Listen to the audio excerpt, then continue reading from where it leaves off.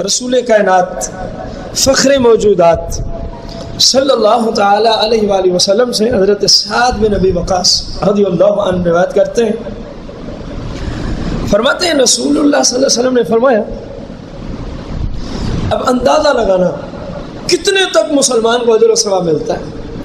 قال ان رسول اللہ صلی اللہ علیہ وسلم قال لہو، سرکار نے سعد بن ابی وقاص سے فرمایا، انک لن تنفق نفقتا تبتغی بها وجه اللہ الا اجرت بها حتى ما تجعل في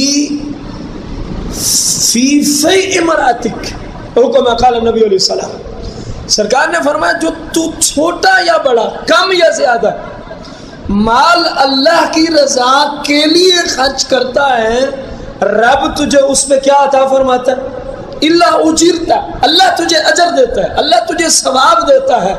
حتیٰ کہ فرمایا اگر حلال کمائی سے، حلال طریقے سے تو نے اپنی بیوی کے منہ میں فقط ایک لقمہ ہی ڈال دیا، میرا رب اس میں بھی تجھے اجر عطا فرماتا ہے۔ آپ اندازہ لگا اہل و عیال پہ خرچ کرنے پر فرمایا ایک لقمہ بھی اگر بیوی کے منہ میں داخل کیا تو رب تجھے اس کا بھی کیا عطا فرماتا ہے؟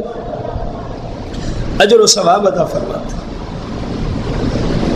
یہ میرے آقا کریم علیہ السلام کا صدقہ ہے، آقا کریم علیہ السلام کا وسیلہ ہے کہ کھاتے خود ہیں اور اللہ ہمیں اس کا اجر و ثواب عطا فرماتا ہے۔ یہ سب سرکار کا فیض ہے، یہ سب سرکار مدینہ کا کیا ہے؟